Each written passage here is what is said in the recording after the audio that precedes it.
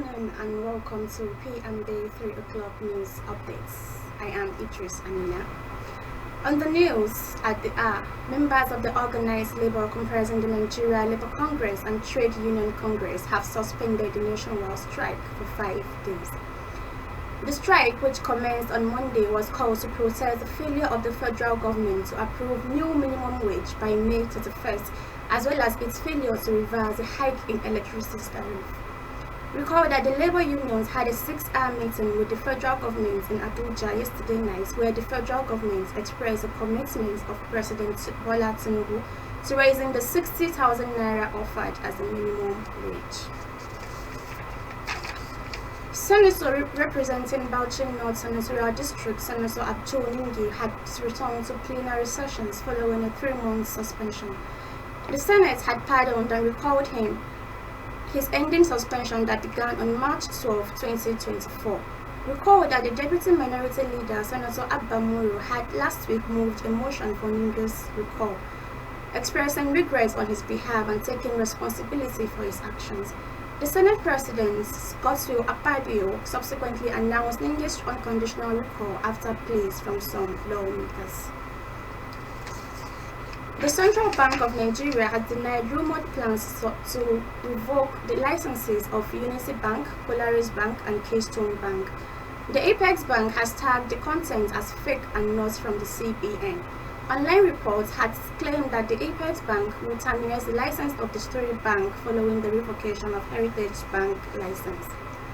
However, the CBN has debunked the claim in a post on a social media handle stating that it has no plans to do so. Nigeria's legal tender, Naira, has reportedly failed to make the list of representative exchange rates for selected currencies for June 2024, published by the International Monetary Fund. Report says this omission comes as Nigeria's currency continues to face challenges, including a fluctuation exchange and instability. Economic experts had blamed the currency's economic woes on inflation, currency fluctuations, and a decline in foreign investments. On the foreign scene, President Joe Biden is billed to issue a sweeping new executive order aimed at curbing migrant arrivals at the US-Mexico border today.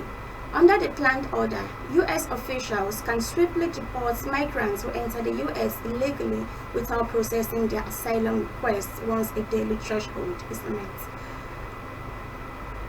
More than 6.4 million migrants have been stopped crossing into the US illegally during Joe Biden's administration, a record high that has left him politically vulnerable as he campaigns for re-election. In sports, American third seed Coco Gauff reached the French Open semi-finals after recovering to beat Tunisia's honors Jabeur in an absorbing contest. Gauff, 20, showed her maturity and mentality to win 4-6-6-2-6-3 at Roland Garros on Tuesday. After a superb opening set from 8th seed, Saïd Gauff continued to believe in her game and took advantage of her opponent's level dipping. Gauff was unable to convert a match point on Jabeur's serve at 5-2 in the decider and survived the break point at 5-3 before getting over the line when her opponent dumped an overhead long. Thank you for staying tuned to news updates. Join us by 10 for the full bulletin. Thank you. I remain Idris Amina.